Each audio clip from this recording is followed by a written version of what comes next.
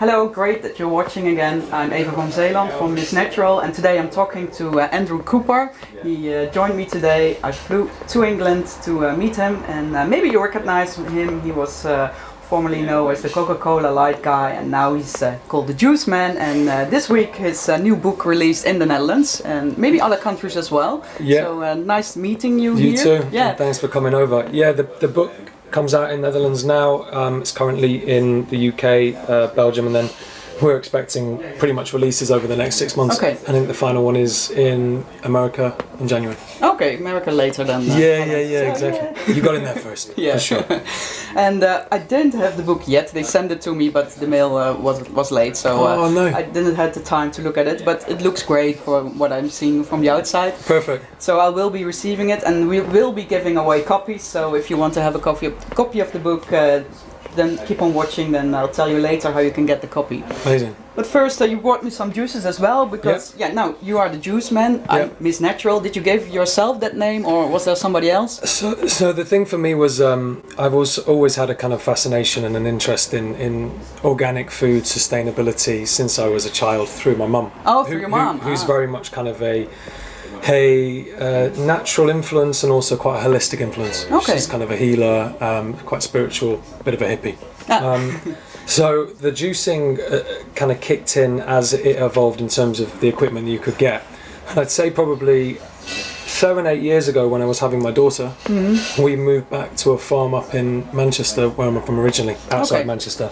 And it ended up being a fruit farm, which was weird and it wasn't really planned. And what kind of fruit? It was apples and like damsons and pears and things, so trees, mainly orchards.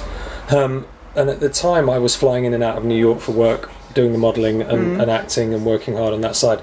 And I think at that point there was a huge push in America for this cold pressed juice phenomenon, which was these bottles of you know, premium made juice that was done for you, you know, it yielded better ingredients, all this kind of stuff. So I decided to build an allotment to grow all my own vegetables, because I had a farm. And then there was no one making this cold pressed juice, so I bought a juicer from California. And then But you didn't get anyone here. no one was making cold press. So I decided I had time to play, and my daughter was running in the garden. She was young, so I decided to embark on a journey of you know, experimenting with the cold pressed juice. And word travelled fast. We started doing some detoxes, and essentially people started ringing me up requesting every time I was making juice, could I make them 2 bottles or could I make them a cleanse. So I became, in the UK we have the guy, the milkman, who's quite a symbol, who every morning comes out just before you wake up and delivers you your milk. So I was the juice man, similar to the milkman, delivering these cold pressed juices to everywhere. So that was the name, and that was kind of the brief story of how it started. Yeah, and it's really great. So now you're an entrepreneur. Yeah, exactly. by chance.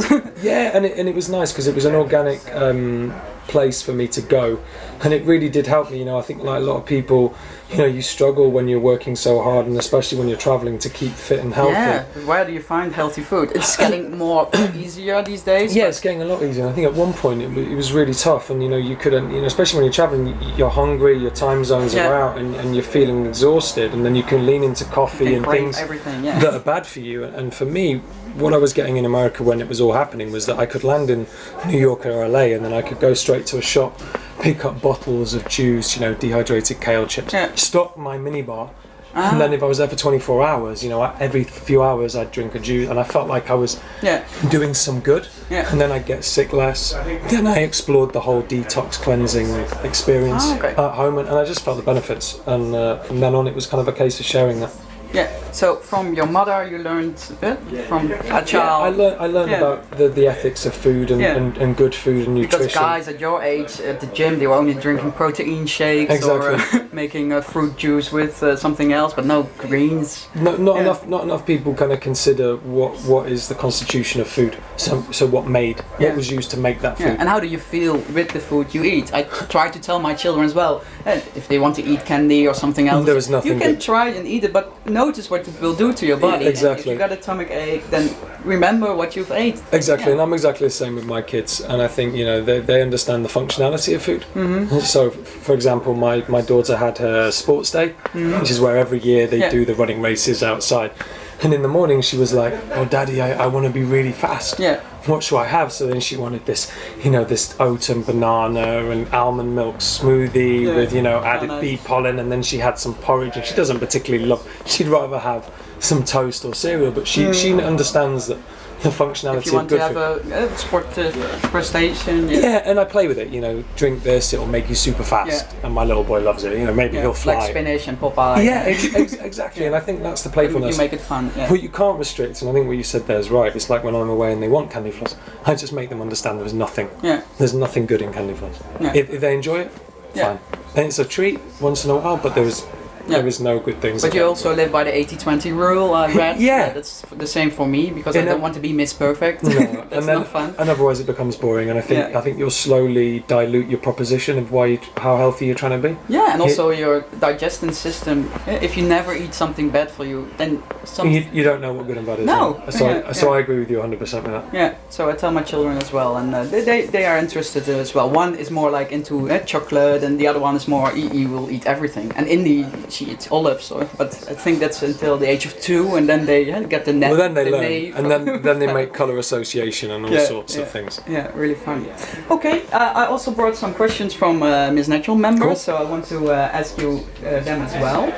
Let me see what I have. So we have some juices here as well. This was a shot. Yeah, it is. Ginger lemon shot and honey. I see raw honey. Why is raw honey better than the regular honey? I mean, for me, another rule I try to stick to is no heat pasteurization. So once you start to cook, you fortify the sugar in the product. So this is raw honey as a honey would make, as a bee would make it. And a lot of manufacturers put sugar in the honey as well. Some do that, which is bad, and then also people will boil it. And there's tons of really good, especially antibacterial kind of properties in honey in its raw format. So straight from the bee, you get all the goodness with it. So essentially, the more you can keep things alive, the better.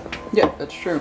And this is with ginger, turmeric, orange, lemon, honey. That's a lot. And some spices cardamom as well. Yeah, so that's kind of to invigorate. Take that when we drive back with the car, and then when we got really tired. And it's called recovery, so you can recover from the English food and trip. Okay, somebody read you bought your first slow juicer at 19. That was in the Daily Mail, but we already talked about that. How did you got interested? Yeah. And but that's from your mother. A good follow-up. Alright, what's the best, besides drinking juices, of course, one of the best advice you can give to someone to increase one's energy and happiness level? That's one question we have. It sounds really weird. I think ever since I had children, I'm a big fan of recovery and rest as well. And I think people sometimes, don't get enough sleep. So for me, sleep is massive. And I think in terms of how you eat is a big thing as well. So I tend to try and have my carbohydrates in the morning. So I'll eat protein and carbohydrate from the time I wake up until probably like 2 o'clock. And then I will have my salads or my soups, so I fuel myself, so I'm energetic, and especially if I'm exercising, usually that will be mid-morning or whatever, and then the evening, to give my body a way to kind of slow down and shut down, I'll have smoothies, juices, soups, salads, all those kind of things. So I think in pyramiding, you enable your body to work more efficiently and give yourself more energy. Because healthy eating isn't everything. I noticed myself, when you don't relax enough, then you get sick as well. The stress level is too high. And stress is huge. And I think, a lot of people don't really realize that. Yeah. Most people don't know they're stressed. No, you see those businessmen from behind, they look really slim, and then they turn around, they've got this cortisol belly. And I think in this day and age, everything moves so fast that it's very rare that you can actually take time and actually realise where you are. And I think people need to kind of just stop and press pause and turn off and actually really assess what they're doing. And are they happy? And that's another part of things. Diet is great, fitness is great, happiness is hugely important. And looking after yourself and playing, just go play. You have and have fun. Have fun, live in the moment. Not to be that serious. Live and enjoy what you're doing now. Don't stress about everything else. Yeah, because you can't do anything about it anymore. and also, when you're talking about lifestyle and stuff, it's like people are so driven by emails and the phones and everything else. I shut it off. Because otherwise you can never stop. No. You just got to say, 5 o'clock, spend some time with your family, go out, have some fun, go to your friends, do whatever. Yeah. Yeah, I find that really important as well. Massively. Who's your inspiration when you look at other people from, your mother inspired you as well? Massively.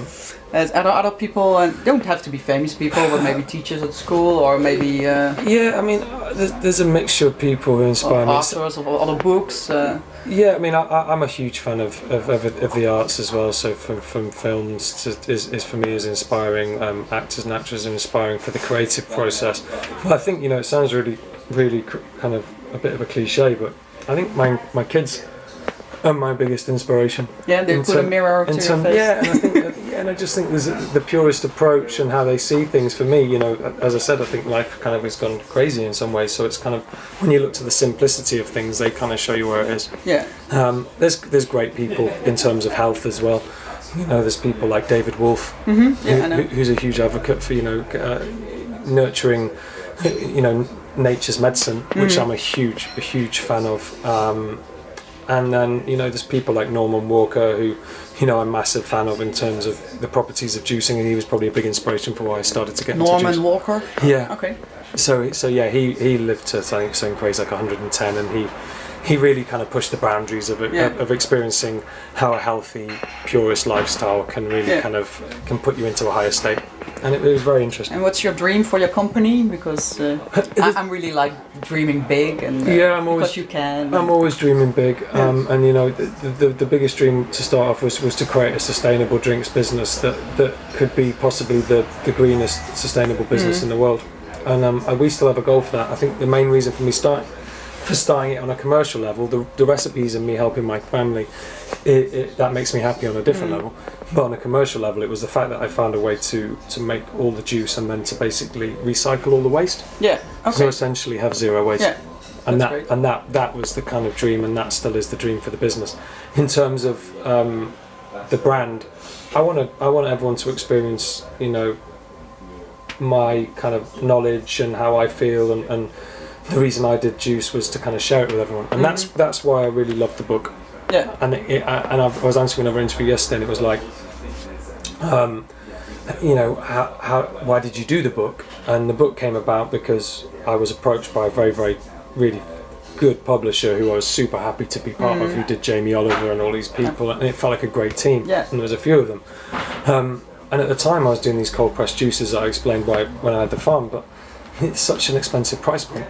And my dream originally was to kind of share juices with everyone, but then you feel a bit of a hypocrite because not everyone can afford the juices in this format. That's the problem. What most people say, organic living, sugar-free living, it's the price. Yeah. And I think it's crazy. No, it is crazy because you can go and grow stuff, and there's a fine margin between organic and non-organic. Yeah, but not healthy food is too cheap as well. Exactly. Yeah. And it's going like this. Yeah. And if anything, it needs to go like this and become closer. So the book for me was a way to share my experiences and recipes with everyone at a price point where I felt that everyone could start the journey how they wanted to start it. Because you can't force people to have flavour preference. At my summer detox as well, they said, do I really need a slow juicer? I said, no, I don't force you to buy one, but if you have one, use it, and otherwise a blender is fine. And a slow juicer takes forever, and if you want to be quick, smoothies are much quicker than anything else. And if you want to prep well, you can have a smoothie done in the morning in a minute.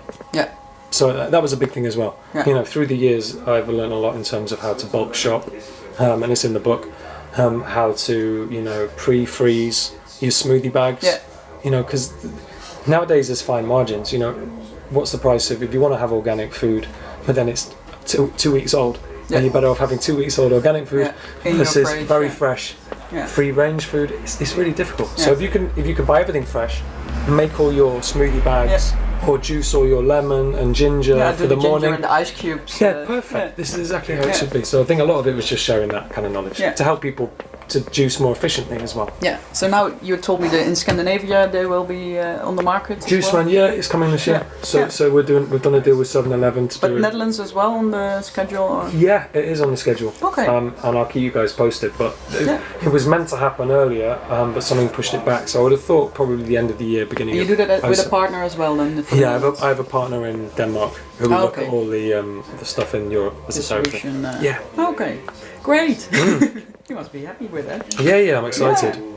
Let me see what else.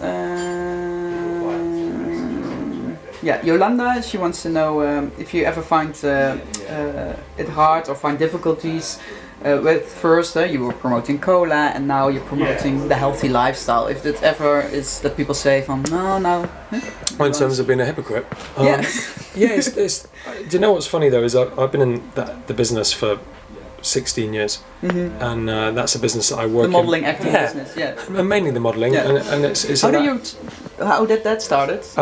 I just got scouted when I was 16, 17, and at the time I was probably, helping build houses, working in a bar, and the money was good, and you could meet, nice girls, guys. It was fun, so it was never a plan. No, but it was a fun one, and I think once I started to be able to make,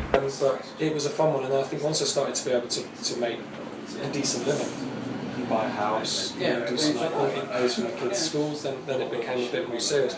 In terms of the coke thing, I didn't at all envisage what it was going to be. No. It was an audition. Yeah, I go for 100 auditions. Yeah. And it was quite funny because, as I said, I had the farm at the time, so it was about this gardener. And they were like, and I did think it was quite bizarre because they were like, you need to be, you're a gardener. I was like, I was gardening yesterday. Can I bring my own lawnmower? You're looking at trees, maybe you're going to chop them down. I dug a pond yesterday, so I think that was quite funny. And then in terms of I don't drink Diet Coke. No. I don't have a huge problem with the business. It is what it is, and it's an iconic brand that's stood around for years. I've worn more of it in the commercial than I've ever drank. Yeah. But But it's a funny question from somebody else. You said you were the only one who didn't drink. Was it your idea to spill it? Is it my? No, it wasn't. Because all the other Coca-Cola guys, they sip or drink it, but you don't. Yeah. No, I wish. That's a very good point, but I didn't. I didn't get a chance to avoid that, but luckily that was part of it. But the ironic thing is that commercial enabled me and probably funded the juice business. Yeah, of course. So there's a huge amount of irony in it. In terms of the promotion, I turned down because you use it now for your book promotion as well. Yeah, and I think one thing is interesting. And it's with how do you say, a wing? Yeah, exactly. And I think the thing for me is I didn't ever want to be famous just for Diet Coke. So right now, but you never knew it would be so popular. But I never, I had tons of opportunities to go and do huge TV shows in America, to do these celebrity jungle things and everything else straight away. I didn't want any of them. But would you do it now if they would ask you again? Would you do it again? What, Coke? Yeah. Or other soda, which sugary drinks? No. Because now I'm a true advocate for this. Yeah. Otherwise, because I was on television 2 weeks ago, my first television experience and appearance, and this was for a sponsor as well. With oatmeal products.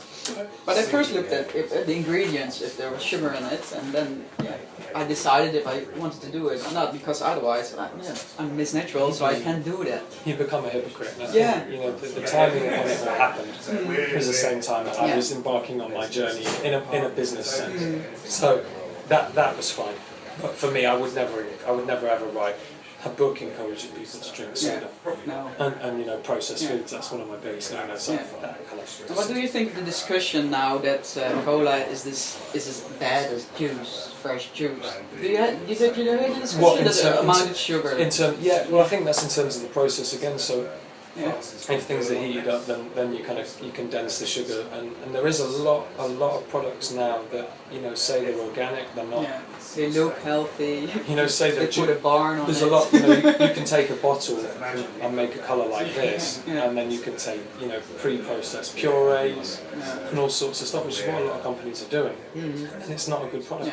For me, this has to be. There's a big health market now. Yeah, exactly. But this has to be a raw product. Another big rule I say to everyone, if you're buying stuff, you should really try and go for as raw and pure. Yeah.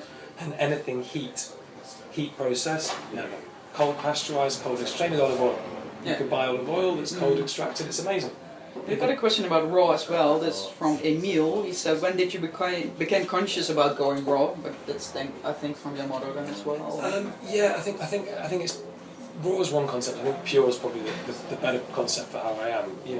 I a raw diet probably similar probably about 80% of the time. In the winter, not so much. No, there's a lot of soup. Ayurvedic lifestyle. Yeah, exactly. but I did go 100% raw. Yeah. For a while, and it felt good in some ways, but in some ways I need to eat. Yeah. I should miss it. I need, and you know, I'm also known. It's well and truly known. You know, I will eat meat if it's organic. I'm not 100% vegetarian. No, me neither. Flexitarian. Yeah, but I just need to feel that everything was farmed and sustained in the right process. And you know, things like meat I don't eat a lot, and when I do, it's a treat, and it's the same as if I got asked what's my biggest cheap food, or you know, and me. I wanted to bring a bottle of vodka for you, but I because you said it. Yeah, we make in the recipe book. There's some cocktails, and they're healthy cocktails. The cheesecake is my kind of when I'm in New York, there's a place I go for cheesecake, but you know that's once every 3 months. Oh, but that's and I enjoy it. Yeah. But I also feel a little bit guilty afterwards. Yeah. And then maybe the next day I run an extra mile. But that's the process. Yeah, but I always tell ladies, don't feel guilty when you eat it, because then your body thinks there will be coming something really bad. Exactly. And the other week, me and my kids, we watched a film in bed and ate ice cream or whatever, and that's just like, what? You have to do things and experience things, for sure. Yeah, I'm truly about that. He also asked, did you do that alone, going raw, or with somebody else? I did it with my wife. Oh, your wife? Yeah, I think that she's probably followed me with a lot of stuff. Yeah. I think that's really interesting as well. That's really important if you have a partner that because a lot of Miss Natural members, they cook differently, so they cook pure, healthy, organic, sugarless for themselves, and then for the rest of the family, he doesn't like it, or the kids. And I'm like, that becomes very hard. I mean, how can you cook for a family, or you know, between you do different versions? It just becomes crazy. Yeah. So we went. Sorry to interrupt you, but it's the greatest luxury that somebody cooks for you, and there's dinner on the table. Yeah. And why should you even? No, and that's another point as well. You know, is that I'm not one of these people who go out to someone's house and then make a fuss. No. So I pick what I want to eat. You know, I just think you can be too extreme, and it's the same with your kids. You know, you've got to also, live. Yeah. You can't take it too serious. Just have some nice, good boundaries. I've got this course. It's 40 days without sugar, and they asked me, shall I tell my husband and children? I said, no, don't tell them. Just start cooking differently, and take something out of the house, bring something new in the house, and then it will go organically. And also, if you talk about it and build it up, otherwise you'll find it harder. Yeah. Otherwise, you don't even miss it. No, that's I mean, it's amazing. You know, we cook a lot with sweetening with dates and stuff like that. There's so many natural ways you can do it. You go completely no sugar, so no dates, no fruit. A lot of people want to. What can I use for sugar? I said you have to get used to the less amount of sugar, and you don't have to want to replace it with another. And I think it's the same thing you said about the sugar. Natural sugar. Is not a bad thing. No. People need it. Yeah. When you cleanse, you'll feel, if you do a 3-hour break between a juice, for the last 45 minutes you'll feel, lethargic, tired. And as soon as you drink that juice, you feel the vitamins and the sugars and everything, and it actually boosts you. And I think that's the difference as well. And not for half an hour and then... We're talking about sugar in fruit, not, drugs, cigarettes. Alcohol. It's everything in moderation. And again, if it's natural and pure, then for me, your body treats it differently. I believe that as well. Yeah. Let me see what else.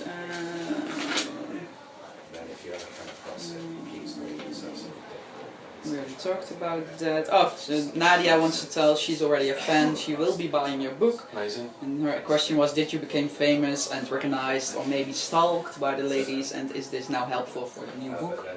I think it's a bit helpful. I think it's helpful. And, it happened. Yeah, it's all the part of your plan. Yeah, exactly. It's funny because I think it's the commercial awareness that it creates is great. Yeah. In fashion, I did tons of really high-profile different stuff for Louis Vuitton or Armani. But in that circle, gave me more credibility. But in terms of commercially and opening doors, I can't. And in terms of being I did. Yeah. I did get harassed a little bit, but that goes with the territory. You can't help it. I saw your press release coming in my mailbox, and then I thought, And we've got this woman in the Netherlands. She's called Linda. She has her own TV program. Has her own magazine. Oh, cool. And I always look at her as my example. And always say, if Linda can do it, I can do it. And she was on the cover with George Clooney. Nice. And I thought, George Clooney.